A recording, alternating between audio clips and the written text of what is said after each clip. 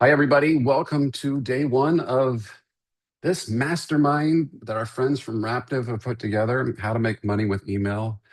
That's right. By the time you're done, you'll probably have a private yacht and you're going to call it My Inbox on the back or something cute like that. That's my promise to you. It's ironclad. It cannot be otherwise. Look, you're here because you have embraced the power of email or you're struggling with email. Which of those is it? Some of you are really on the struggle bus. Over in the chat, let me know if that's you. Struggle bus is your keyword here. If you are kind of here because you're in love with it and it's going pretty good, but you want to maximize it, let's do maximize over in the chat. I'm kind of doing that thing. So I was in a mastermind. I'm just gonna air my soul here on this session. I don't know why. I'm in a mastermind right now that I paid for, and the guys that are running it are doing exactly what I'm doing right now, and it kind of annoys me. So if this annoys you, what we're trying to do is just get engagement to know you're out there. Thank you so much for those of you, by the way, who are able to turn your camera on. I'm just saying this up front. It really does. If you've ever run a Zoom session, you know the power that is to actually see people's faces and feel like you're talking to humans. So if you can, I do appreciate it. If you don't wanna, I get that too. Again, bunch of introverts hanging out talking about email. So let's do this. I'm gonna dive right in. How many of you, by the way, okay, by the way, looking at it, we've got a few new and struggling. We've got several struggle buses have subscribers and never emailed the list. Kirsten, all right, this is going to be for you. Homework assignment. Guess what? We're going to be emailing people, so buckle up. And full on refresh. All right, we'll see. We'll see. Marjorie, I took a peek. I saw a couple of things that I liked over on your website. So I don't know, full refresh is necessary. Struggling with segmentation. Okay, good. Not good. Not good that you're struggling. But this is helpful to know. Over the next 5 days, here's what we're going to do. I'm just going to outline it right now. Today, we're going to talk about list growth because if you don't grow your list, then we don't have anything to work with. We can't make any money. Tomorrow, we're going to talk about how to write emails in Matt Mullen style. All right. Now, why are we spending any time on that? Because you're probably spending too much time on it. And what I found is that a lot of times the actual getting going, you just get stopped because you don't have a system. And I'm here to give you permission and maybe a couple tips tomorrow on how to go faster, right? That's all I'm about. A lot of this, if you're really, really good at email, you've already got this part taken care of. So, but that's my guess is not why you're here. Day 3, we're going to talk about what to send to whom, how often, what to automate, what not to automate, the systems that I use for my clients that I train on and that I actually use for my done for you services agency. I'm going to give you all of that. And then on Thursday and Friday, we're going to talk about the actual making money part. Okay, so you see how we have to do this logic. We have to build the foundation. I know everybody's at different spots, but if you are on the maximize side and you've been in one of my masterminds before, I ask you to come at it with a fresh perspective because the stuff that I'm doing right now and that I'm teaching right now, it's not rocket surgery, but it works. Okay. I've been doing this for 8 years with people just like yourself, from people who are just getting started to people who have 15 million page views a month, and everywhere in between. And the tactics, the techniques, the strategies that I'm going to teach over the next 5 days, they're all the same, whether you're starting or you have 10 million page views a month. It's just a function of scale. That's it. It's how big of a lever can you pull. But the stuff that we do to have success is pretty much all the same. Okay. So I hope that gives you some hope. By the way, I'm going to also tell you right up front, there are a couple, but very, very few magic bullets, quick hits, sneaky tricks, get rich quick. There's very few of those in email, which is why you're here. I'm guessing, because if there were more, you would already be doing them. You would have heard about them in some blog group and be banging that out, right? So what you need to understand is that we crawl before we walk before we run, and the foundations are important. Do not skip this stuff. My goal is to give you actionable tips, not just theory. I hate those things where you go in and they get this big thing about, yes, you should own your list, and yes, you should create a relationship with your audience. I'm gonna teach you how I do it, okay? And I'm gonna tell you what I don't do. I have blind spots, and I'll share with you the known blind spots. Um, in this process, we're also going to talk about some things that are really important in our Raptive relationship. Some of the tools that they've created for us, such as Newsletter ID. We're going to talk about the tools that they've built out through Slickstream, Gated Print, and some of those others. We're going to cover all of that stuff. We'll talk about pop-ups. Are they good? Are they evil? Do they kill your SEO? Yeah, I have opinions on all of that. So if you will bear with me, I'm going to take you through all of that over the next 5 days. Okay. There is a method to the order that I'm going to be cranking these through, but please ask questions at any time. It is Misty's job to make sure I don't miss a single question. She's just going to be on me like, Molen, get it together. Jennifer had a question. And Misty, that's your one job here. Okay. So I'm counting on you. Make sure that I answer everybody's questions. And at the end of the hour, I'm going to open it up and you can ask me anything. We can talk about your individual situation. We can talk about technical platforms. We can talk about my fantasy football team and how we did. Okay. So any of that stuff that you want to cover. Let's dive in. So I live, as I mentioned, in Arizona, have been doing this for about 8 years now in working with bloggers and content creators, and it's been fantastic. Sharing my screen here in just a second. So the job that I had before, so this is me and my cute family. You'll hear more about them probably than you care to, and probably that they care for you to hear about as well. That's all, fair trade. So prior to this gig, I was chief marketing officer for a Daily Deal website. We were a Groupon clone back in the day when everybody had a Groupon clone, and we were killing it. We had zero budget to speak of, and we made money 2 ways: affiliate marketing and email marketing. So our email list was really, really important to us.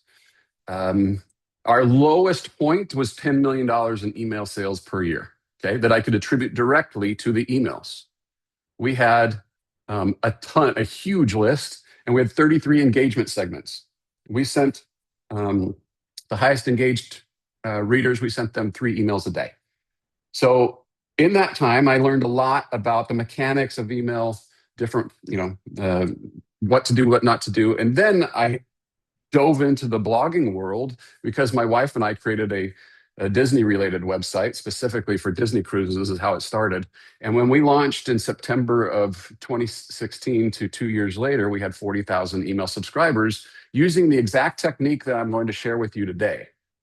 Now, for some of you, that's nothing. That's chump change. But for us, that was a big deal from date of domain registration to 2 years later.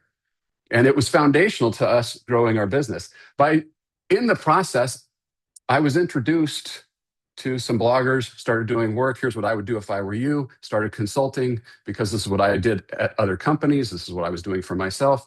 And through the process, I've worked with some of the biggest and the best in the business. It's been fantastic. I have a consulting business. I teach classes. I have a done-for-you email services, kind of like a NerdPress kind of thing, where I do literally everything email for food bloggers if you are a certain size. Okay? So I arguably have spent more time reading and crafting and working on creator-related emails over the last 5 years than anybody else on the planet. I'm just throwing that out there. So let's dig into it. Before we get started, Raptive has made this available to you. Some of you already have it. I know this. But if you don't, I do have a course, as I mentioned, Email on Autopilot. I charge $500 for that course. Raptive is giving it to you for free. So now, why do you need this course? Well, we're going to cover a bunch of the main principles in the course. By the way, I'm dropping the links into the chat. Somebody go sign up and get it. If you put that code in at the end, it should make it free. Somebody go make sure it works. I've been known to mess this up. But this course is a nice refresher to go back to. It also has more stuff in there than we can cover in a mastermind like this. So for the few of you where that's useful and provides you with help, then go get it. If you have not also joined us, by the way, if somebody does go use that coupon code, give me a thumbs up. Not able to get to the website. Well, that's it. Oh, that's awesome. Okay. Well, look, problem number one. Take my word for it. I'm an expert on everything, people. So you can trust me. So let me fix that. I'll send an email out, or we'll deal with it tomorrow. All right. Sorry about that. All right. How about the Facebook group? The Facebook group, if you haven't joined it, go check that out and join us there, because that's the place where I'll be giving some additional homework. I'll look at the stuff that you have if you want me to review it. It's a great place for us to kind of connect and share ideas. Sarah has promised to read everybody's submissions and give you smiley faces and emojis. She loves emojis. And if you want a gold star from Sarah, then join that Facebook group. Okay, let's get into it. Here are the specific email struggles that this group, what you told me. Okay, we have a bunch of sad cats out there. Here's what I heard. If this resonates with any of you, I've heard having a hard time growing the list. And not just growing a list, but getting the people that will actually be your peoples. Knowing what to send and without feeling spammy. Does anybody feel that? There you got this list and you're like, man, am I going to annoy the heck out of them? Showing up regularly. Can I be honest here? Because I haven't been up to this point. Here, my big discovery in working with creators like y'all is not that this is hard. Because what I'm going to teach you is not hard. It's not difficult. What you haven't done yet is you just haven't built the system. Because for you to get to the point where you are to build a website or a channel that has earned you Raptive status of any sort, you have to be regular. And that means that you have some great fiber in your diet and you have a lot of systems that help you create your content, right? So my guess is that you just simply don't have the email system yet. Creating opt-ins. We're going to talk about that one today. Getting opens, clicks, and replies, that's engagement. And then finally, the ROI, right? How do we get this worth the effort? All right, I feel all that. All the things we're going to talk about here, I'm going to get this out of the way because I get this question all the time, is you can do pretty much all the things that we're going to be talking about on any email platform that's out there. Most of them are pretty dang good. There are some limitations, and so this is the good news. But if you're stuck technically, the one that I use all the time and recommend to people is Kit, all right, formerly known as ConvertKit. I know that many of you are on this, and so we can have specific discussions after the session if you want Kit-specific advice, because I'm an expert there. The reason that I became an expert on Kit is because it worked for me. The best tool is the one that gets the job done. And for you, it can be any one of these others. And so that's great news, right? So if you are, though, stuck, then you might consider, and I'm going to give you reasons that you might want to switch to Kit as we go along. This isn't intended to be just one big sales pitch for Kit, but there are some very factual situations where Raptive has partnered with them where you might want to consider it. But anyway, the main point of this is that in the Email on Autopilot course, this is where it might help you the most, is that if you're stuck on the technical stuff, the course is half what to do, and the other half is how to do it in Kit. Okay, so if that helps you at all, and if you decide that you want to do this, here's my big shill: I will help you move for free to Kit. I've done it so much that I have a, they actually have a Matt Mullen template. So together with their migrations team, I say, all right, we're turning on the template, and they go, and they know exactly what they need. Kelly, that's you. Great. So just email me separately, and I can help you. And I'll get you 30 days free instead of 14. All right. Now, man, that was a big shill moment, wasn't it? Well, actually remember that shill moment, because we're going to talk about that on day 4 or 5. Today, we're going to talk about list growth. And I'm going to share with you the big secret, or the not so secret. But before I do, I want to introduce you to my friend Martha. So I was over at Martha's house, and we were having a wonderful discussion about life in general, sharing feelings as Martha and I do quite often. And she stopped me mid-sentence and she said, look, Matt, what you're saying is very, very interesting, but I've got a strong desire. I'm hungry. And you know what she wanted, right? You can see she has a glass of milk right there. So play along. What did she want? That's right. She's, man, I would love some Cajun catfish right about now. And I was like, oh, that sounds amazing. Me too. I've never had that before, but it sounds delicious. How do we make it? She said, I don't know. But fortunately, she had this device in front of her, a non-branded laptop. And so on that nondescript device, she went to this place called Google, and she typed in easy Cajun catfish recipe. And up came this website, The Dinner Mom. And it's in the top position in Google. So therefore, we know that it's good. So Martha went and she clicked on that. And guess what? There was a recipe. In fact, when she got there, she saw how long it took to make, had all the ingredients, and she made it. And we devoured that Cajun catfish, and it was delightful. Now, what did Martha do after she was done? Did she quickly bookmark this recipe for next time? Did she email it to all her friends and family? Did she jump onto, who is this? I've forgotten already. Let's go back. That's right, Dinner Mom. Did she jump onto Dinner Mom's newsletter? No, Martha didn't do that. What did Martha do? She bounced. She had to get back to work. She took the laundry out. The dog got sick in the corner. There was something good to watch on Hulu. I don't know. Martha's a jerk. Why did Martha do that? No, Martha's not a jerk. She's one of the most wonderful stock art friends that I have. Okay?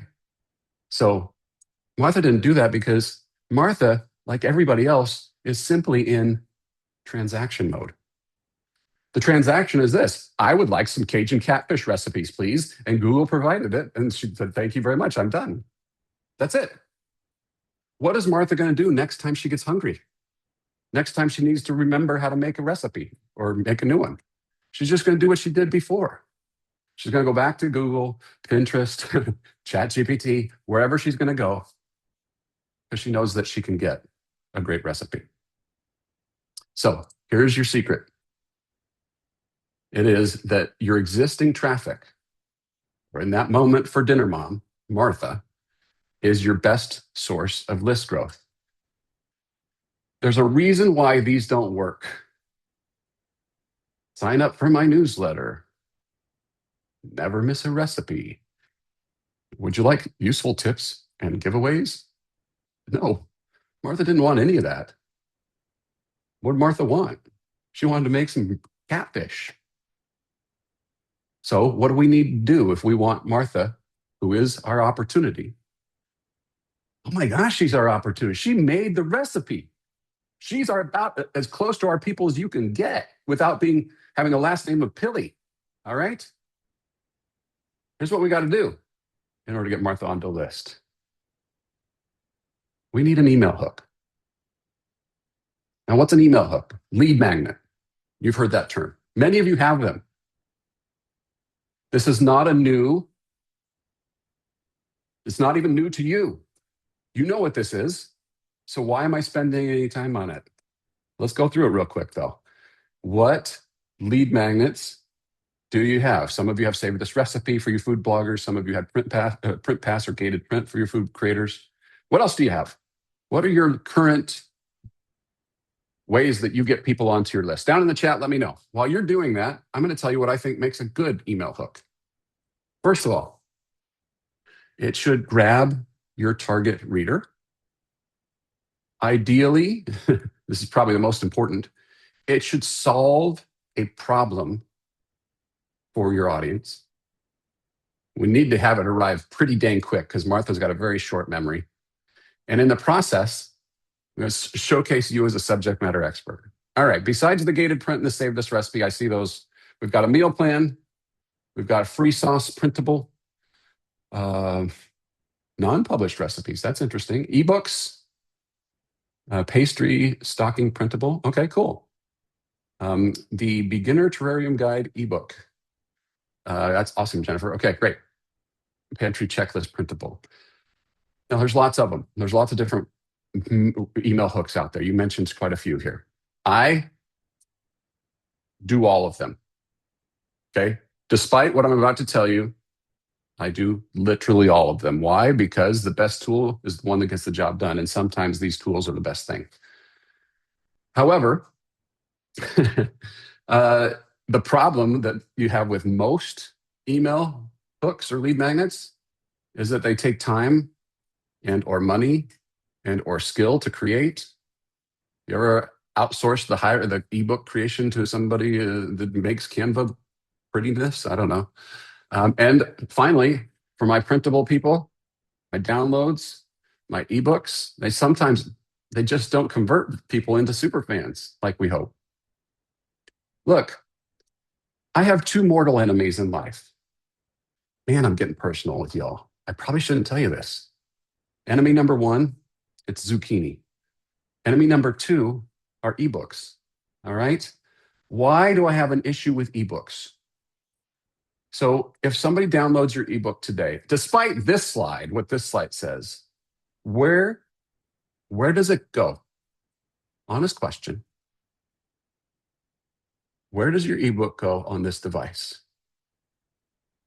Can you ever find it again? And is anybody doing this to click through to your article, to your tutorial, to your recipe? I guarantee you they are not, because I have looked at all the data.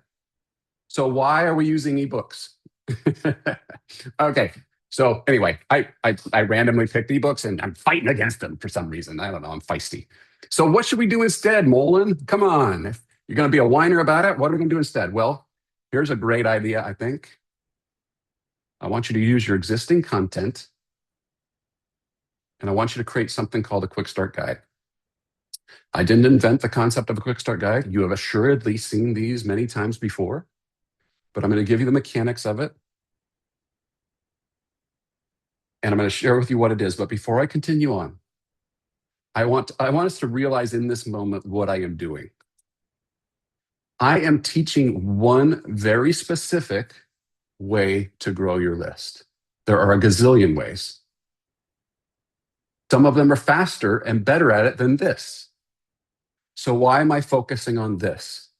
Because all of us, regardless of our niche, can do this. That's number one. Number two, this teaches the foundational principles about why people join a newsletter.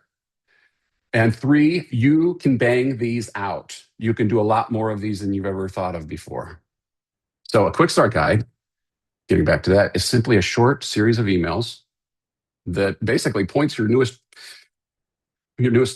fans or potential fans to the stuff they actually care about. As a content creator with this massive library of great stuff, where do you send them? Well, let's send them the stuff that they care about. Going back to Picture the Magic, we ranked for a while. Don't judge the website now. The website's dead.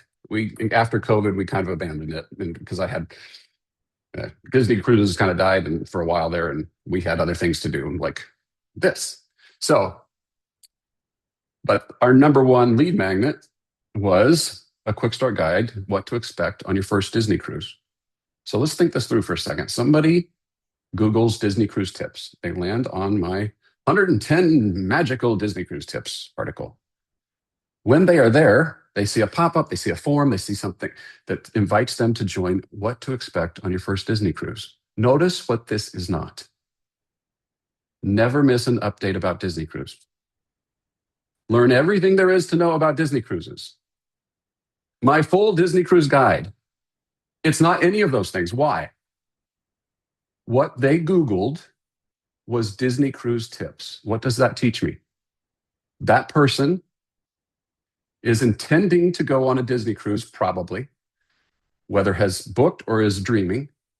And second, it's probably their first one. Otherwise, why do they need tips? So what to expect on your first Disney cruise hits them right where they need it.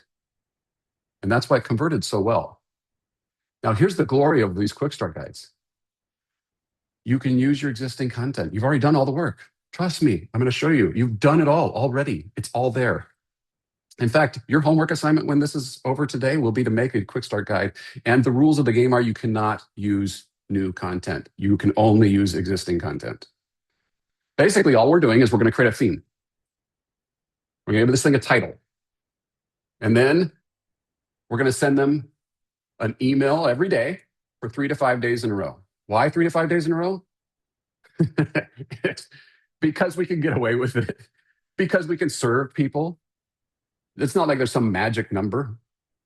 But the power here is that we go, Martha doesn't know who you are and doesn't care, to all of a sudden having seen your logo and being served by you for 5 days in a row. That's branding, my friends. Now she starts to maybe click through. And even if she doesn't, she starts to recognize that your headshot in the picture and your logo. And each one of these, the point of this is not to live in the inbox. The point of this is to get them back to your website or your channel of choice. The reason that this works is that when people are getting started with a new topic, they just want to get going, man. They don't need the whole Rick Steves guidebook. They don't need the Wikipedia, right? They're not taking a 200 level course. So when you can simplify a topic and just boil it down to the key points for them, you're doing them a huge, huge favor. But Matt, all this content is already on my website. It's already on my channel. Can't they just find it there? Of course they can. None of us have surfed the internet this way since, I don't know, 2014. You don't do this and I don't do this. So when we serve up stuff that's already there, it's the first time they're discovering it. All right. So beauty of this is that we save our readers time, make it easy for them to find and read your best stuff. In the process, you become a smarty pants, a subject matter expert, and you're bringing them back to where you want them to be in the first place, back to your website where you make money. You don't make money in the inbox, most of us. And probably most important is that you're training them. You're saying, hey, dude, my name's Kirsten and my stuff is awesome. And you're going to love it. All right. So let's make a few. Now, you may be wondering, what should my topic be? I'm going to give you the guidance on how to pick your topic. Because many of you have multiple content pillars, right? You might have crafting. You might have home decor. You might have organization. You might have air fryer, slow cooker, Instant Pot. What do you choose? Come back to this. Your existing traffic today. I don't care what it was 2 years ago. Your traffic today is your best source of list growth. Can we just put this into perspective for a minute? Today's March 30th. Here in the United States, many people are gearing up to celebrate Easter. Okay, if you're a food creator, you know that that is a different set of recipes. What were they doing? Oh, I don't know, a month ago? We were talking about more, cold weather foods, or the Super Bowl, or Valentine's Day. And a month before that, we were all getting healthy. And a month before that, we were not healthy because we were eating all the Christmas stuff, right? Every month it's different. Today, your existing traffic and how you serve him or her. So today, what problem can you solve for your reader? Go through this. This is when we work together in a consulting arrangement, I will go into your Google Analytics and I will use data. I will ask you the question, but then I will just not trust you. And I will go look at your numbers. What is your biggest channel? What is your biggest traffic source? What are they coming to? What post, what page, what category? And why are they there? Number 3 is the most important. This is the one that everybody gets wrong. You have to understand their motivation. Why are they there? What is at the heart of their problem, and what do you have that you can offer to solve it? That's how this is done. I want you to be thinking about what yours is. And if anybody is stuck, in just a minute, I'm giving away free quick start guide ideas to anybody who wants them today only. I have them right here. So if you're stuck, we're going to get you unstuck, every one of you. But let me give you some ideas. Okay. So, Allie from Baking a Moment, 5 secrets for impossibly soft cookies. Jansen, she's the one that got me into blogging so many, almost 10 years ago. She is an expert in helping parents instill a love of reading in their kids. And so she has a quick start guide called Raising Readers. Jessica, when we were working together, we were struggling because she ranked for things like how to pick a paint color, to how to decorate your foyer, to what to do when the toilet goes on the fritz. All right, so there's all these different things, and what they boiled that down to was the intention. They were willing to pick up a paintbrush and save some money. So 5 secrets to transform your home on any budget. This worked great during the pandemic and after, but specifically during the pandemic was when this launched. Favorite Family Recipes, Killer Copycat Recipes. Do you remember a few years ago here in the United States, it was like chicken egg shortage number 55 in the last 3 years. Anyway, everybody was buying chickens. Maybe some of you decided to go get your own chickens. Well, the Happy Chicken Coop had a massive surge in traffic, so they created a quick start guide for how to raise chickens. They did great. For food creators, seasons matter. Warm up comfort food when it's cold outside. What's this one? My winter 2026 recipe roundup. Do you see how this is different than never miss a recipe? This is giving you very specific visions if you're on this side of it. All right, I want to tell you about my friend Ralphie from Simply on Purpose. She is a parenting expert, very fresh, interesting perspective on parenting. I wish I'd met her before I screwed up my kids and they were all gone. But anyway, she didn't have a website when we first started talking, and she didn't have an email list at all. At the time, she had 120,000 followers. I don't know what she's up to now, 600,000 or something like that. 120,000 followers. So we created this quick start guide called Why We Yell, Why It Doesn't Work, and What to Do Instead. So she made this thing called No Yell Week, where all week long, she and her followers were going to commit to not yell at their kids, and she was going to give them tactics on what to do instead. So she shared this all week long, this guide and this super fancy form. And you know how Instagram works. So with this form that we spent, I don't know, 90 seconds on, she went from 0 subscribers to 20,000 subscribers in 2 weeks.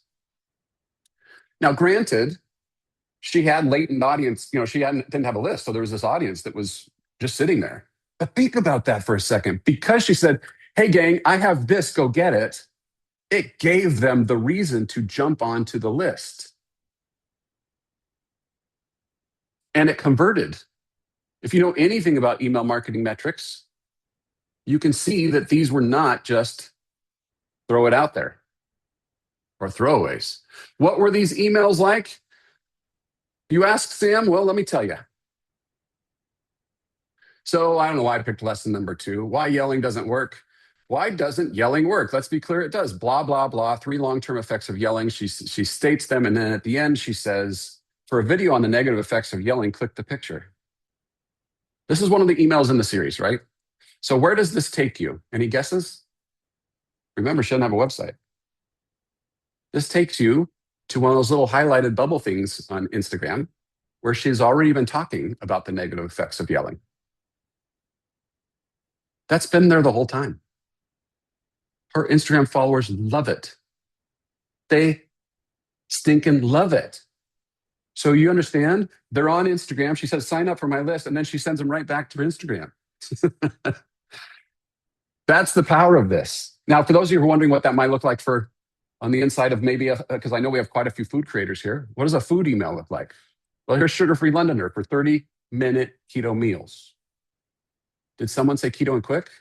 Take a look at these, blah, blah. My fastest and best keto recipes. And then it's 1, 2, 3, 4, 5. It's just a roundup.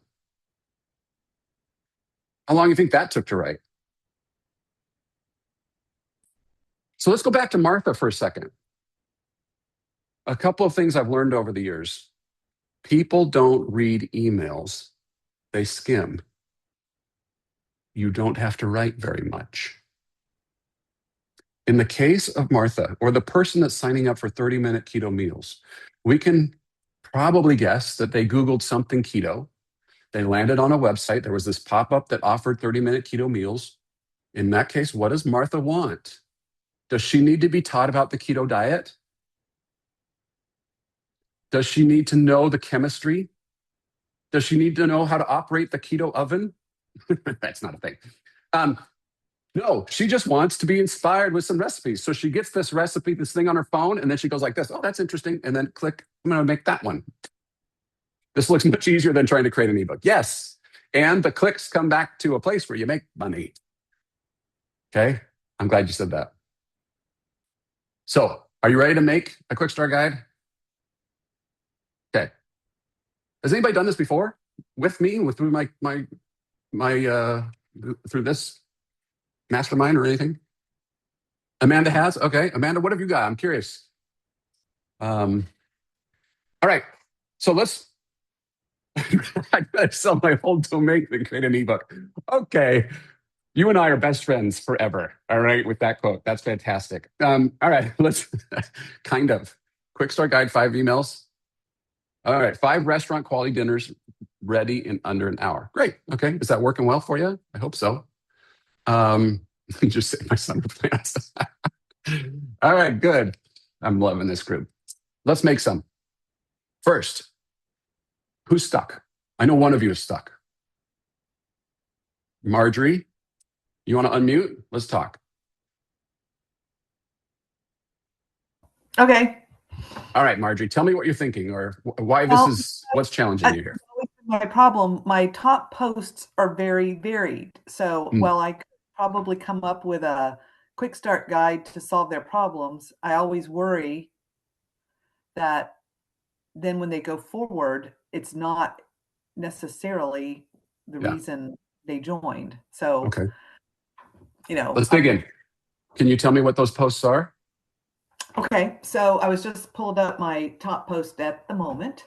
So, so while I often have a fish recipe at the top, I often find that my actual subscribers, when I'm sending out stuff, do not like fish. Yeah. But followed by that is like an energy ball with medjool dates. Okay. So most of the people kind of, I feel like, have a carb conscious, kind of a low carb, because a lot of the rest, that's what I'm really trying to go for, but medjool dates are not. And then in the summer, I have a microwave corn recipe, which does really well. And that's where I really should be trying to capture something, but those people could care less usually about anything low carb. They like corn. So, sure. And then I noticed, I don't know why, I have a lot of people come into my homepage, but I don't know. Anyway, so while a lot of them are kind of low carb, I do have a lot of ones that are not kind of thrown in there. And so I always worry about getting them into they're not really my people. You know what I mean? Yeah. Fooled. So easy carb conscious recipes, but yet you're still serving up things like the dates that have carbs. That's true. It is. Okay. But why do you choose to do that? Because it's my second highest post, and I just can't get rid of it. But are there other posts that are similar to that? Is that part of a strategy that you have other? Well, these are protein snacks, or I've changed that little tagline a million times. I mean, I do like to make things much easier. I'm really focused on only making things that are quick. I like to make it healthier. I mean, a date ball is healthier than a lot of things you can do, and I generally am trying to focus now going forward, and even when I go back and look at posts, on making them lower in carbs, not necessarily keto or absent of any carbs, just healthier, fewer carbs, so that it's a family-friendly dinner. You're not saying don't eat any corn, just eat a couple pops of it, Yeah. in the meal. Well, I can see in the chat that many people have this same kind of situation. All right. So let's go through this in your case, but let's talk about at a high level what's happening here. So what I would do in your situation first is we need to understand when you say that these are my top performing posts. By the way, don't answer this. This is all rhetorical. But we would look to see how much of your post is it? Is it 50%? If it's 50%, then we are going to focus in on that. If you're telling me that it's 2 or 3% here, and this one's 4%, and that one's 7%, and it's peanut buttered across a whole bunch of stuff, then that's totally different. So let's pause on that. Let's take a snapshot of that. If you have a post, the easiest way to think about this is slow cooker. All right. If you have a slow cooker and you Google slow cooker Cajun catfish, you have a very specific intent. You can't rely on an Instant Pot, air fryer, or oven recipe because a slow cooker operates very differently. And so therefore, we know that you have a slow cooker. If I know that, I can create a lead magnet that will show up specifically on slow cooker category posts. You can do that in WordPress through categorization, right? So anything that has that category, you could have this, easy carb conscious slow cooker recipes guide. And so then for those people, they might only see that pop up, for example, if we're doing pop-ups. And I'll explain the good and the bad of the pop-ups tomorrow or Wednesday. But we can just get the picture, right? Now, for everybody else, the big question is, do they have anything else in common? What I heard on those three, if those three are indicative of everything else, plus you have easy carb conscious recipes, it's not all that you do. You also do some that have carbs, like corn, but you do it in a healthy way. Then we've got healthy-ish or feel-good foods, right? So if I did five days of Spring's Best feel-good recipes, would you have 5 days worth of roundups that you could provide me? That's an actual real question, Marjorie. Yes. So we could have like your proteins. We could have your favorite spring side dishes. We could have your favorite spring healthy-ish desserts. That's 3 right there. We're just getting going. And you probably bang that out like that. Okay, seasonality is your friend here. If you can narrow it down to a general direction, like in the case of Disney Cruise, I've got other interests. People are coming for Disneyland tickets or heck, Disney tattoos. But the Disney cruisers are so valuable and so specific that I'm going to create a lead magnet for them because we're going to make money off of them on day Thursday and Friday with our segmentation. So does that help you at all, Marjorie? Yes. I want you to have a direction that you can go. I don't want you to say yes because you think that's what I want you to say. Yeah, my only concern is that I really tried to refocus towards what I've been calling carb conscious because I don't want it to get confused with keto or low carb. There are some carbs. Yeah. Just fewer than most recipes. So anyways, and so I worry, I still worry a little bit about, I need help with segmentation. So I guess Okay, well, let's pause on that for a second. How many recipes are in your catalog? About 350. Okay. Are most of them carb conscious? At least a little over 50%, I would say. Okay, so we got hundreds, literally hundreds of recipes that are carb conscious. So if somebody comes onto your list and they signed up for Spring's Feel Good Healthy-ish recipes or whatever we said, I don't remember what we said. I feel like you could deliver on the promise of healthy-ish feel good through easy carb conscious. Those two are synonymous to me. And going forward, let's say you did roundups every week or multiple times a week or every day, you've got enough recipes that you can serve that audience. You don't have to segment at all because I think that most, even if they're on your list at all, let's say they came in for your least healthy-ish recipe, there are still times that those people want to feel better about what they're cooking. Okay. And they'll unsubscribe if they find out that, you know what, I'm sick of her and her corn. You know, give me the mud pie. Um, so I don't Okay. I don't think you have a segmentation problem at all. But once we kind of narrow down their intention and then match up your recipes, I hope Okay. that helps. I think you've It got does. it. It I think you does. do. All right, Philip, are you still there? Still there? Do you want to unmute?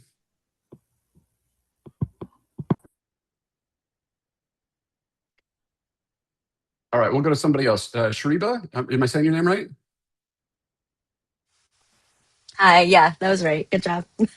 Yeah. Okay, so Shariba, tell me, are you still stuck? Let's get you unstuck. Yeah, so I just feel like I don't have a lot of content in one category. Okay. Like I only have 117 posts over the whole site right now. Okay, that's fair. Um, and if I think about like what my top posts are, they're completely unrelated. So how would Okay. you approach that? All right, what are they? One is how to roast chestnuts. One Okay. is spiced apple cider, and the other few are Trinidadian cultural recipes. Okay. Why Trinidadian? I'm Trinidadian. So are you is Um, this where you want to go? so the theme of the whole website is comfort food. Okay. So I have comfort food in like different categories, but then I have a section of like Caribbean comfort food recipes that like I really like. Uh-huh. Most of that are older posts that I had done because I just wanted a place to share those, but they happen to do really well. But I don't know the cuisine well enough to make that the whole blog. All the recipes I have are from my parents. So Are you getting a lot of traffic to the Trinidadian recipes? they're in my top 10. Would you It's not say the whole top 10, but it's up there. of your all overall traffic, I want you to make a guess. Yeah. 20%, 30%, 50%? Maybe 25 to 30. Okay, this is enough. Okay. And it's such a specialized thing. It's like a Disney cruise, right? Mhm. Can you imagine if Disney cruise went to Trinidad and Tobago? Okay. And we're bringing it all together. Um, because that is so specific. Why does somebody Google one of those recipes? I definitely think the people who I get are people who are kind of in the same situation as I am. Like they grew up with these recipes, but they don't know how to make it. But maybe they don't have access to their parents anymore or access Okay. to family anymore. Right. So it's part of their culture, it's part of their background. Maybe they're expats that have come from that country that are here, they have family, or maybe it's somebody who's traveled there and wants to recreate Yeah. it, whatever that purpose is. It is very, very specific. You don't accidentally stumble onto one of those recipes, which means that you could, if you leaned into it, and I realize that there's a strategy question here, whether it's worth your time. Okay. But Mm. we're just talking about what I think would work. Would that work? And I think the answer is yes, if you segmented to, if you've got WordPress set up where those recipes are in their own Trinidad recipe category. And so you showed Yeah, a they pop are. up specifically there. I think that will convert at a higher conversion rate if you said something like 5 days of authentic Trinidadian and Trinidadian cooking or however you said, right? Okay. Because Yeah. then over those, you can share those. Here's the main courses that we must have. Here's the sides that you make if you're making a true authentic meal because you have access to that. You know the answers. Right. Now, on the other stuff, if we're going general, see, this is a strategy question that is tough. I recognize, but this is part of you figuring out who you want to be when you grow up. And also, you know, juxtaposing that over where you're actually getting audience today. If you're getting audience for all Christmas foods, uh, the first two that you mentioned to me sounded like they belonged in a Christmas carol. So It's all my fall content. The rest of fall the content. content that says well, it's fall. So I basically have nothing except the Caribbean recipes that do well for Q1 and Q2. And then I Uh-huh. live off of Q3 and Q4. Oh, okay. So then what I might be doing is I might be getting ready for Q3 and Q4. I might lean into where the traffic is right now Mhm. for the Caribbean recipes. And then I'd create a fall comfort food guide that you can launch in mid-August. Wow, We're that actually early, not eh? that far away from that, right? Don't say that. I know it's crazy. That's Okay, that's really helpful. because then what you do is you have two segments, which we'll talk about how do you serve the different segments on Wednesday. I have something called a Forever series and some automations that you can use that you could send to those people. It's better than not sending them anything, right? If you're able to, let's say that you have 20 plus Caribbean recipes. Wouldn't you love it if they made every one of those 20 recipes? Because what's the other alternative? They're not coming to your website at all. They're not visiting you at all. So you've got their email. Let's serve them. So that's kind of my feeling on that. So that's, for me, that's where I would start, if that's where the traffic is. Okay. Thank you. Yeah. Philip, you're back. Okay, can you hear me now? Yeah. Are you still stuck? Okay. I'm sorry. Are you Yeah, stuck? I'm still stuck. Yeah, I'm still stuck. So yeah, like my top posts, they don't, they're all my website is italianchef.com, so it's all Italian recipes. But then other than that, the top ones aren't really related. Like my number one is Zeppoli which is deep, fried dough, which because I rank really high for Zeppoli recipe. And then another one's beef barjol, which is a long, slow cooked Sunday recipe. Then a fish recipe. It's like all my top posts are not really related. They just happen to be the ones that I show up high for on Google for that recipe, people looking for that specific recipe. So those recipes aren't Italian? No, they're all Italian. Yes, that's the Okay. only thing they You see where have. I'm going? The only thing they have going is they're all Italian. Yes. Your website is Italian Chef. Yeah. People are Googling or Pinterest or whatever, however they're getting to, and they're getting to an Italian recipe. Yeah. All right. Why did they come there? What's their motivation? Italian food. And so do they really need like this advanced course on Italian cooking, or do they just need recipes that inspire them to make more Italian? Yeah. More Italian. I was thinking more like kind of like what somebody else said, kind of like quick. I have a lot of easy, quick Italian recipes that people could do on. Is that what they want though? I don't know. Let's go back to your top posts. Yeah, that's not what they're looking for. No, they're just looking for Italian. Okay, so what's the common elements of those top posts?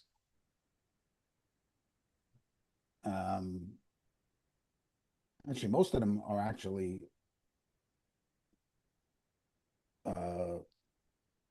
then really not even the quick ones. Most of them are like longer recipes that Yeah, so I want to talk about those two recipes. I don't even know. Zappoli, it sounds like a dessert. Is that a dessert or what is it? Zappoli's a dessert. Yeah, it's like fried dough. Okay. And you put powdered sugar on it. Yeah, that sounds good. And then the other one is it sounds like a braised, slow cooked kind of thing. It's like pounded out piece of beef, and then you roll up with prosciutto and spices and herbs in it, and then cook it slow in a tomato sauce. Okay, well, thing number one is when are you inviting me over for dinner? And thing number two is, to me, I agree with what Barbara Sue is saying, is that to me sounds like somebody that really wants the authentic experience. Yeah. Okay, yeah. They're not like, I don't need McDonald's version of Italian food. I don't need to be a Sbarro's copycat recipes. My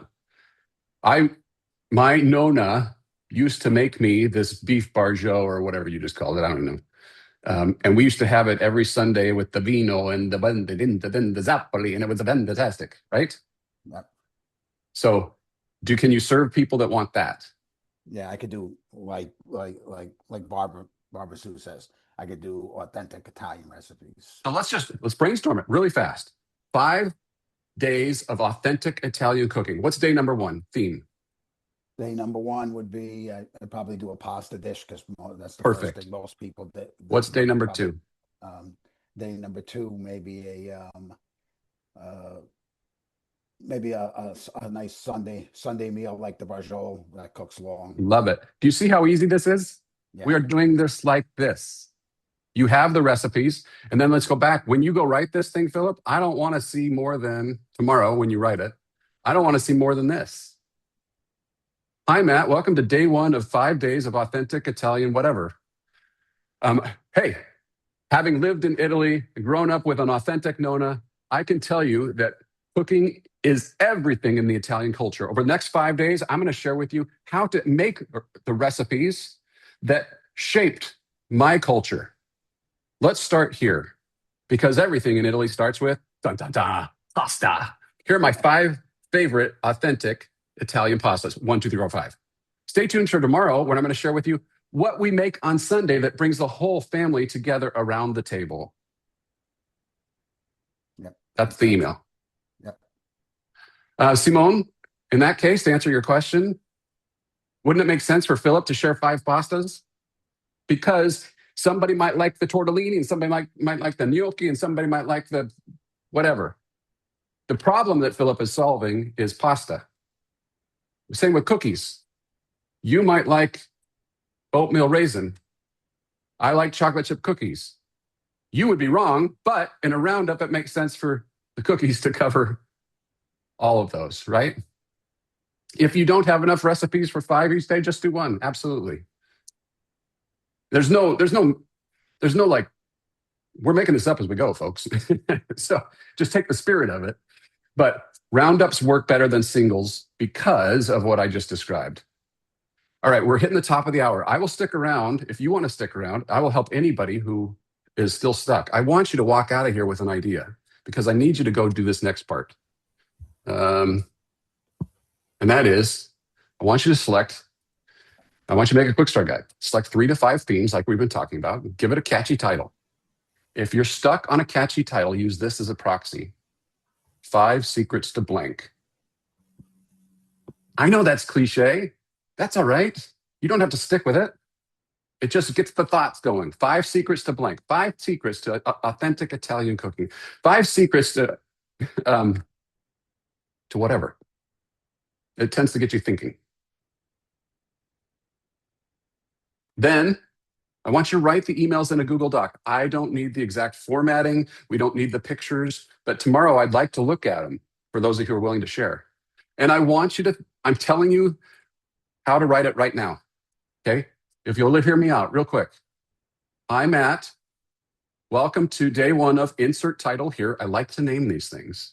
I like to give it because they don't know you. They don't even remember Sugar-Free Londoner or Dinner Mom or any of that stuff at this point, but they remember the thing they signed up for.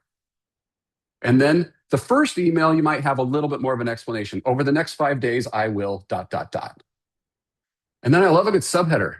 People don't read emails, they skim.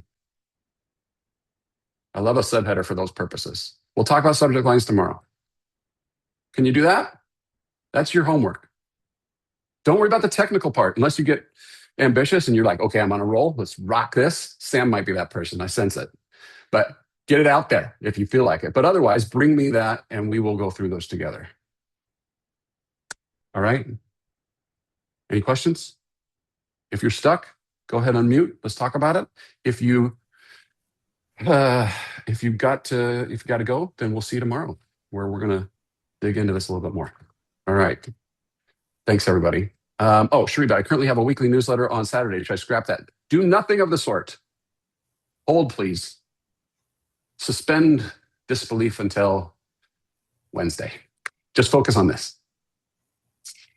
If there are 3 to 5 days, would each day be a different roundup? Yeah, and different recipes. Dominique, that's probably what I would do. So in the case of, let's go back to Phillips because he's the most recent. His pastas, he's going to have 5 different pastas. His Sunday best, he's going to have 5 different, slow cooked, braised, whatever, advanced meals. On day 3, he's going to have 5 different desserts. Okay, Barbara Sue, sorry. You want to unmute? Sure, thanks. Sure. I was trying to get my analytics up here. I mean, I have an idea of where I would want to go. Couple of them actually, but like everyone else, they're not my top ideas. Right now, my top post is on the seed snail growing method. That actually carries me into into Q1. But I never feel like I have enough to back that up with something like this. The areas that I feel like I could do something like this and would be my favorite would be fresh milled flour. That's kind of one of my passions about teaching that to people, but it's not my entire niche. The second is chickens, and I have a homesteading blog, so I have a lot of topics. The second would be chickens, because I have so much content on getting started with chickens. And then my last one would be venison recipes, because that's another area that I have a lot of content on. And in all of those areas, all of them, well, except for, well, they all hit my top 10 at different points in the year. Like right now, chocolate chip cookies with fresh milled flour is one of my top. Venison meatloaf is one of my top. And then the other one I said was chickens. The time of year to buy chickens, that tends to be my top. But right now, it's not in my top 10. Okay. In your situation, and I'm not going to tell you what to do here, but some thoughts that come to mind as you're talking. First of all, you have a very you have a hierarchy thing that has a lot of people in common, but not everybody is doing full on homesteading. You just happen, because you're homesteading, you might teach them how to do venison, you might teach them how to do chickens, you might teach them how to mill flour, and that could be a hobby or something for any one of those segments. Because of that, and because you have depth in each of those segments, let me give you the analogy again. Disney cruise people, they need to know where to stand to see the fireworks. They need to know what to wear to Pirate Night. Nobody else on my entire list needs to know that. But those people do. And if I send them there to those posts have high RPMs. I make money. And I serve them really, really well.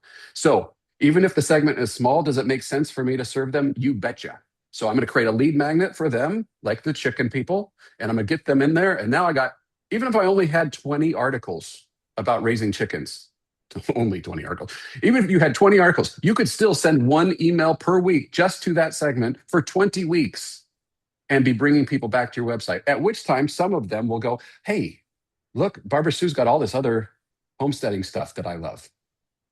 And if they drop out after week 20, so be it. You had 20 good weeks. So for you, if it's that varied, I might be doing a little bit what Shriva might need to do, which is, this is if you want to grow your list, you have to solve the problem. And so you might need to create multiple lead magnets here. There are people on this call, they need to make one and that's it. But even there's no such thing, but even your traditional food blogger is still doing something for Christmas, for New Year's, for Valentine's Day, for Super Bowl, for Easter, for Cinco de Mayo, for Mother's Day, for Father's Day, if we're getting good at it. That's how I do it for my done for you services food creators. So what I'm saying is, pick one that you know you can serve now, bang out a quick start guide and learn the concept and the technique. And then you're going to learn my favorite button in Kit or whatever platform you're using. It's the duplicate button. And you hit that button and then you switch. Instead of talking about chickens, you just change the title to talk about venison. And instead of the article to the chickens, you're talking about the article to the slow cooked venison or whatever. Yeah, Does that make I sense? do that now. I actually use Flowdesk, but yeah, the duplicate button was my friend when I moved from MailerLite to Flowdesk. Yeah. So you just might want to don't feel the overwhelm of it, feel the opportunity of it, and pick a valuable segment and say, can I grow this segment through email like the chickens? Okay. And then we're like, 5 days to raising healthy chickens or whatever it may be. Okay. Okay, Great. cool. Thanks. Who's next? Marjorie? Yeah. Okay. So I had just a follow-up question. So if I were going to do a spring thing, should I, though, if I'm really focusing on carb conscious, bring that into the discussion? And I have a separate one from that. Should I be saying 5 days of spring recipes that are carb conscious, or somehow working that in there, or no? Because the person coming to get the baked catfish, even though it is. No, it's a good question. You may not be solving a problem that they have. Right. and therefore the hook might not be that great. And ultimately, that's a very valid concern. You can only do what you can do, which is to take your best shot at it. We're going to talk about hooks a little bit more, like what do you actually call this thing? We'll talk about that a little bit more tomorrow as we're writing this, because that's a very real problem. Sometimes we're swinging and missing. It's the right concept, but we're just not pitching it the right way. So for now, just focus on what it is, and it through the themes, you'll build it out. If you want it to be carb conscious, which I think that you probably do, you could, even without saying it, you could be healthy-ish, feel good, it's more general. And then when they get into it, it's like, one of my great philosophies is just to be a little bit more carb conscious. And so you'll find that over the next 5 days, I'm going to share recipes that make you feel good because we are being carb conscious. Let's dive in, blah, blah, blah, blah, blah. And then whether you put it in the title or not, you have then still brought that messaging in. I like that. Because separately, I do have some recipes where very clearly the person is coming because they're a chaffle, or I say keto egg salad. So, or different things. So that most specifically is the reason. I feel like I need a different series for the person that's coming for cottage cheese wrap. Yeah. Just start here though. Start here and see if this reaches enough of them. Yeah. And then, but you're right. If the Google search is keto cottage cheese recipe, then yeah, that's telling you something about why are they there. If it was cottage cheese recipe and it happens to be keto, not the same. Anyway, that would be my suggestion, is just build one out and then go from there. All right. Sorry, I'm a little behind here. Amanda. Hi, Matt. Hi. So I've had the quick start, the 5 restaurant quality dinners for quite some time. 70% open rate, 20% click-through rate. I don't know if those are good stats. How are you assessing? That's fantastic. But the question is, how many people are going through it? So that's the problem. And this, I'm still going to book that call with you about the done for me services. But people have fallen off of that, and they're all jumping over to that recipe save to sign up. And then they don't engage after the recipe save, but the smaller group of people that's engaging with this quick start guide are the ones that are opening my broadcast emails at 70% and clicking through. So first of all, I think maybe the restaurant quality thing, I've had it for years now. I mean, the header of my site is seasonal recipes for confident home cooking. So maybe if I start doing more of a seasonal angle, have more than one of these, throughout the year, that might be a better way to go. I don't know if I'm not broadcasting the sign-up forms frequently enough on the site. I'm just trying to get people off of this save recipe and into these quick start series. Okay, so I'm just playing devil's advocate with you. I don't think that's the problem to solve. Save This Recipe is a fantastic device, and we'll talk more about that, because that shows you intention. I want to make your thing, so I'm going to hang on to it. We want people to do that. And I've come to the conclusion that people who are printing recipes, these are high intention people. So, right? But here's the problem. It's everybody else. I get emails back from the Save Recipe people saying, why am I still getting emails from you? All I wanted was the recipe. Okay, well, that's a messaging thing too that you need to work on, and we could talk about that. Okay. But what I'm concerned about for you is all this other traffic that didn't sign up through the Save This Recipe. And restaurant quality is a great hook for certain people. But you might, I don't know your stats. If I was looking at your stats, I'm just guessing that there's this big chunk of people that, like you said, are coming for seasonal recipes. They do this one, they do that one, they found this one, they found that one. What do they have in common? And that's what we should work on. If it's Easter, if it's, a spring menu reset like Marjorie was thinking about, if it's Mother's Day, if it's the perfect Memorial Day barbecue, if it's, is there anything that is coming up? Or just summer in general. What if it's my signature summer recipes? Even that would be like, hey, guys, summer's different and I got the best stuff for it. And this is how you get it. Yeah, I do a lot of focus on, because I have a garden at home, so a lot of focus on seasonal produce. A lot of people come for that. but again, my top posts are varied. There's, split pea soup, which is going to go viral for leftover Easter ham, Yeah, right. I mean, that goes viral all year because, whenever people make a ham, I'm kind of an outlier, I guess, with St. Patrick's Day. I mean, that's one of my biggest holidays. So all of my site stats right now are focused on corned beef. And I know that that's not something I should be really looking at, for Without planning. without looking at your stats, Mm. it sounds to me like you have a lot of great general recipes. And so a Yes. general holiday or seasonal approach might be one to start Okay. with. Okay. Like pick the season that you feel most comfortable about coming up that you could bang out a quick start guide, and you don't have to fall in love with it. This doesn't have to be the Okay. best one. It just needs to be the next one. And then we Okay. can iterate and tweak it from there with that duplicate button. But Okay. yeah, but it's like if you're passionate about spring, what would it be? Fast spring dinners. It would be perfect produce for spring, or recipes that use spring Brunch. produce. Brunch, spring recipes. brunches. Yeah, so you got a quick start guide right there, just on Amanda's signature spring. So And that it could be a wouldn't fun be like guide. I wouldn't just make a quick start series for brunch recipes. Like the brunch would be one series in the spring, one Yeah, email in the spring. Okay, yeah, so I've been you focusing, don't I have think, a little to. too narrow. Okay, Yeah, I've been too narrow. I mean, I have a fancy hat that I wear sometimes if I'm going to go to brunch, but I think that I've worn it like once in my life. Okay. Okay. But So I eat every broader. day during the spring, Yeah. So I multiple should be times a day. broader. Yeah, Okay. That probably. helps. Thank you. Um, all right, who's next? Zishan, did you raise your Hi. hand? Sorry. Yes. No, I think a lot of the questions I had have been clarified talking to Okay. Marjorie and even Amanda.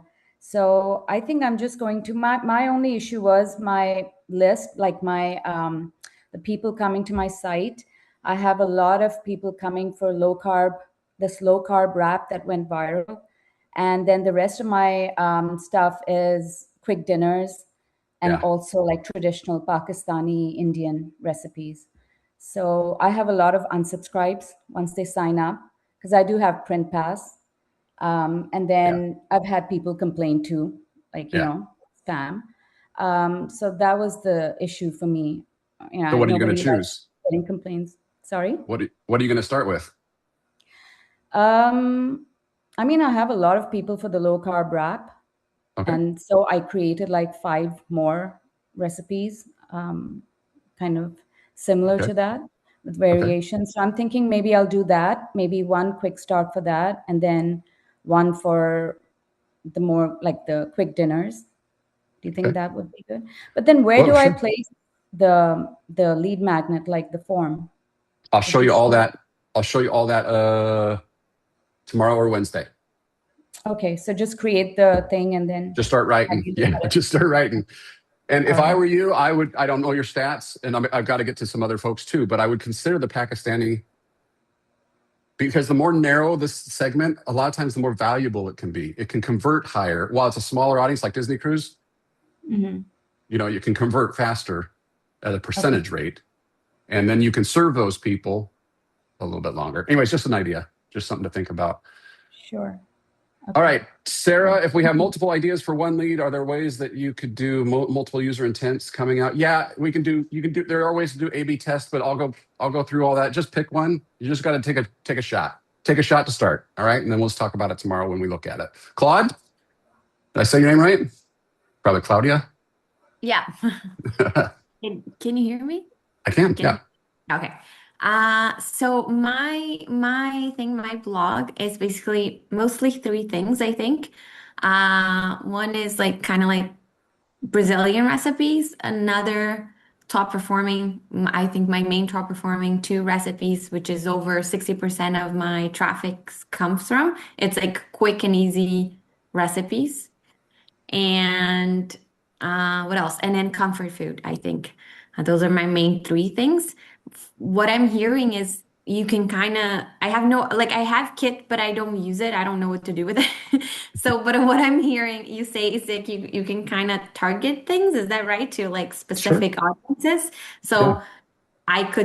I have no idea how, but what I think I'm hearing you say, I could potentially make like a lead magnet for the Brazilian recipes and another one for, let's say, the people who are interested, get home tired and just want a quick dinner. Is that Absolutely. is You that what got you're it. saying? That's Okay. exactly what I'm saying. Yeah, that's Okay. exactly what I'm So saying. so if those are my, let's say, my two top things in my blog that generate traffic, then tonight I can generate two ideas for those things. Is I like how you think. Yes, go that get it. yeah? Why stop at two? Maybe make three. Double it. Okay. All right. And then the other sessions you would tell us how to do it again. I don't Yes. know. Well, so the short version is I'm going to give you the high level of how it works Okay. for Kit specifically. And Okay. this is kind of true for the others as well. Basically, what happens is they're going to come in through a form.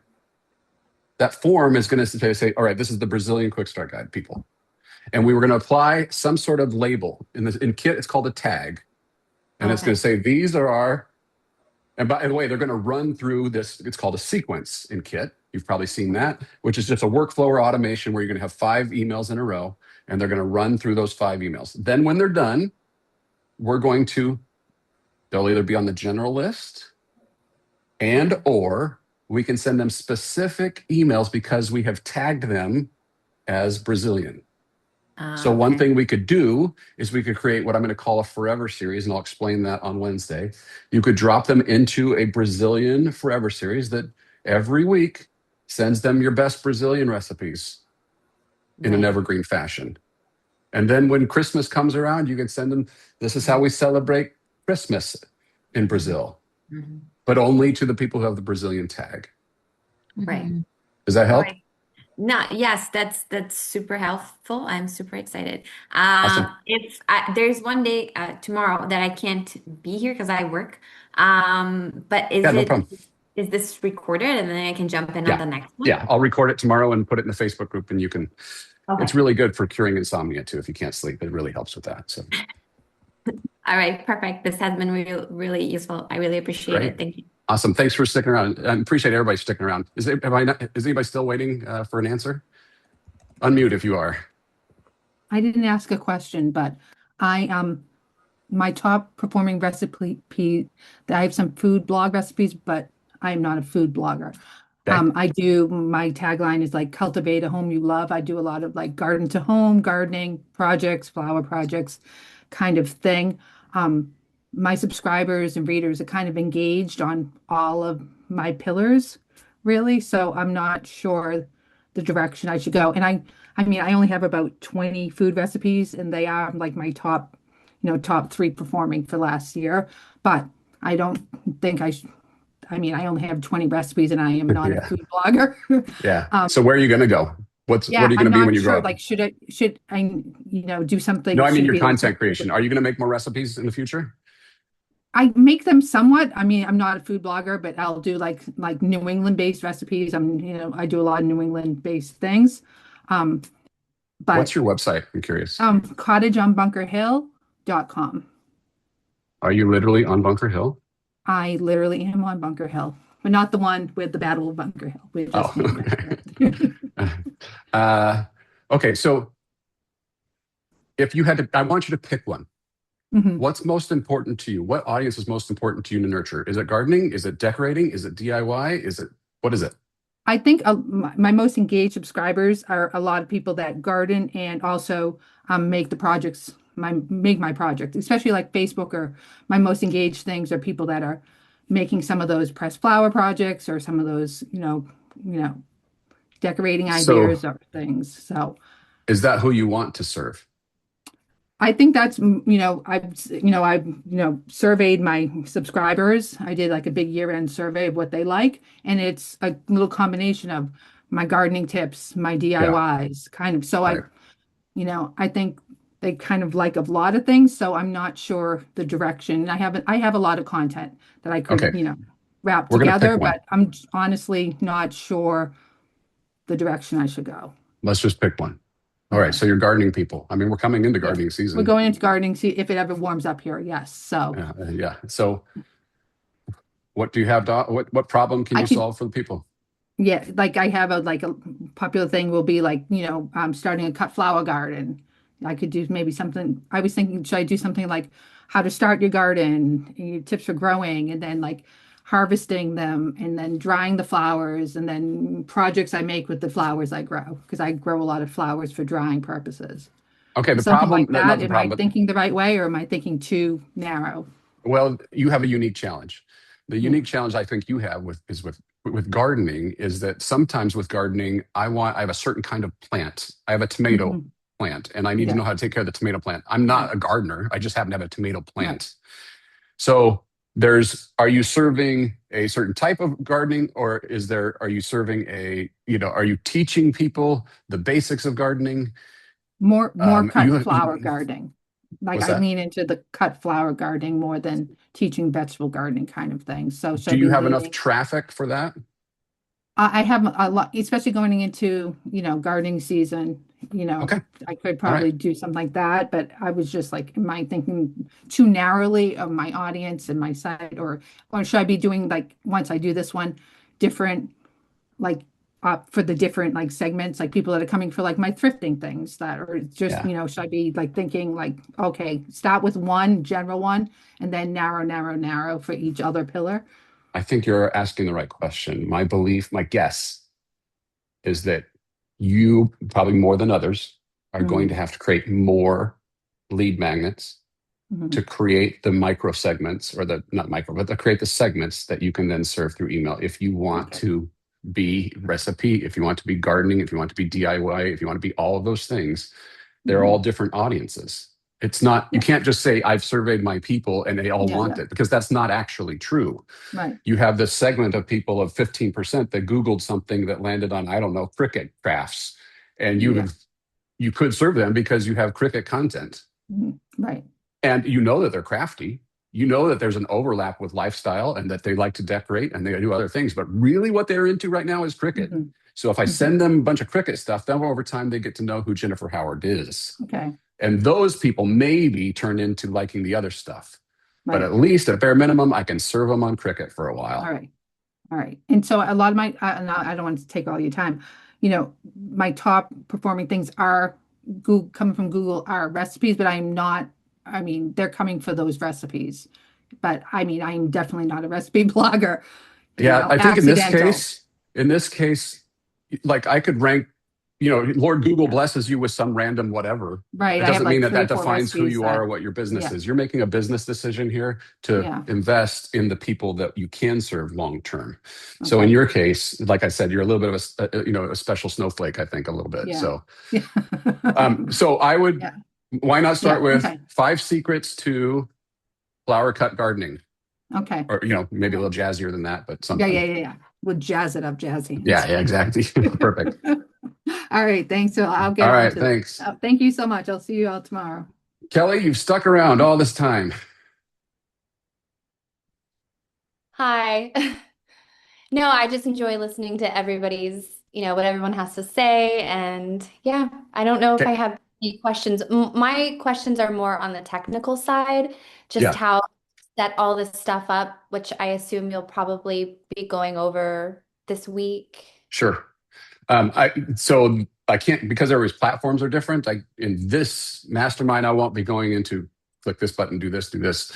It'll be more of high level what to do. The how to do it might be in the course or in the if you switch to Kit, Mhm. I will get the bulk of it set up for you with the Kit migrations team, and then you, with the help of the email and autopilot course, can kind of fill in the blanks a little bit of okay, I get what this tagging thing is, and I get how I need to create a sequence, and then that fires these emails. All of that is inside that course once I Okay. get the darn thing fixed. And you'll have access to that. Okay, perfect. Yeah, I'm definitely gonna join that. What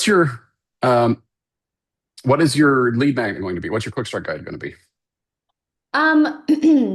I'm thinking 5 easy one pan meals, or even more specific, I have a lot of sheet pan meals. My most popular recipes are like 20, 30-minute meals that are all made in one pan. Mhm. Is that too broad? I could do air fryer, I could do Instant Pot, you know. Okay, so you've got this Eat Yourself Skinny recipe website, which is all healthy all the time.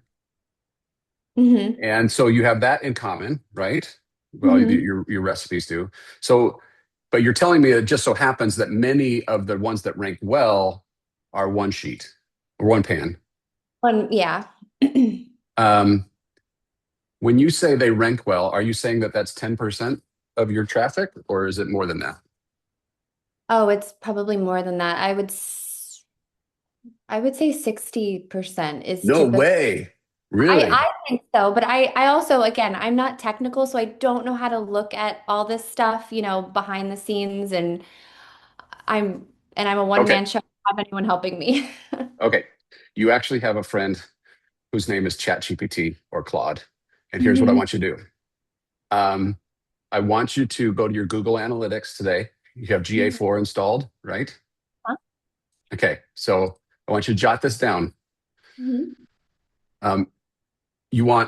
This is the gist of it. The bullet points are last 90 days. Okay. You want pages and screens. And you want it to show you, you want to find that in Google Analytics. That's it. That's all you want it to do. Okay. All right. What that's going to look like is it's going to tell you, it's going to have a slug of your URL. So if it's healthy broccoli salad, it's going to go all your recipes like that. Okay. And it's going to go in order of, of what the page views have been in the last 90 days. Okay. You can then eyeball that and then just go, oh, I see. I don't know if it's in, wait, let's do it as an example. Let's back this up. I'm all the way back up. So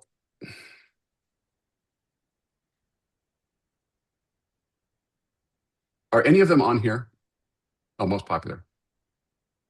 Or did you just randomly pick this? That needs update. I have a note for that. Okay, so these do say sheet pan. And they say sheet pan in the URL. Yeah? Okay, let me show you I'm trying to show you without divulging a client. Well,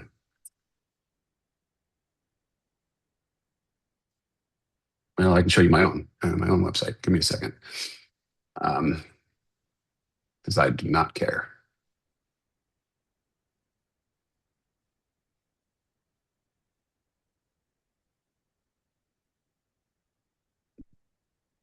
All right. Bring it back out here. Okay, so you're going to come in here to reports under GA4. You're going to go to engagement, pages, and screens.